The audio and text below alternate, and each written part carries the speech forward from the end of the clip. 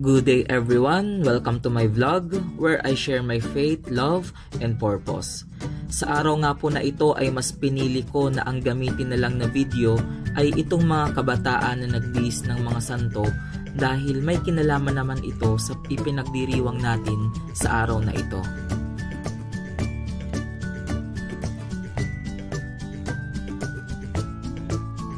Tuwing dumarating ang unang araw ng Nobyembre, madalas nating marinig ang salitang undas. Ngunit sa maraming bata at minsan kahit sa matatanda, ang naiisip agad ay takot, multo at katatakutan. May mga nagbibihis ng mga nakakatakot na kasuotan, may mga nagkukwentuhan ng kababalaghan. Ngunit ito ba talaga ang diwa ng unang araw ng Nobyembre? Ang araw na ito ay hindi tungkol sa mga multo, kundi tungkol sa mga santo, mga taong naging tapat at banal sa harap ng Diyos.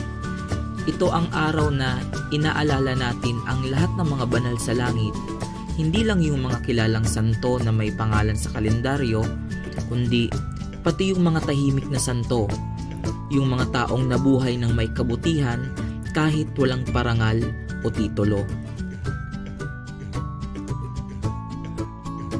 Halimbawa, ang nanay na nagdasal gabi-gabi para sa kanyang pamilya, ang manggagawang tapat sa trabaho kahit walang nakakakita, ang kabataang pinili ang tama kahit mahirap. Sila yung mga simpleng tao pero banal naman sa puso. Ang pagiging banal ay hindi tungkol sa pagiging perpekto, kundi tungkol sa pagiging tapat sa Diyos sa gitna ng kahinaan. Kaya nga ang mga santo dati ring mga makasalanan, pero pinili nilang bumangon, magmahal at maglingkod.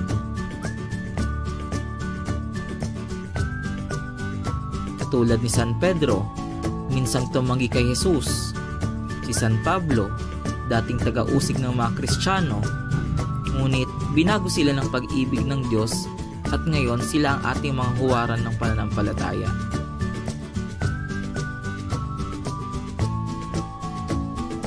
Ang araw ng mga banal ay paalala sa atin na kaya rin natin maging banal. Hindi kailangang maging sikat o gumawa ng himala. Minsan, sapat na ang simpleng kabutihan, ang pagtulong sa kapwa, ang pagdarasal sa gitna ng problema, at ang pagpili sa Diyos araw-araw.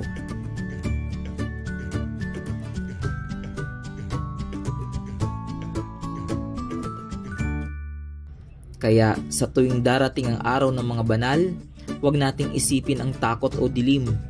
Bagkus, isipin natin ang liwanag ng kabanalan na tumatanglaw sa mundo. Sapagkat ang araw na ito ay hindi para sa mga multo, kundi para sa mga santo at sa lahat ng nagnanais maging banal tulad nila.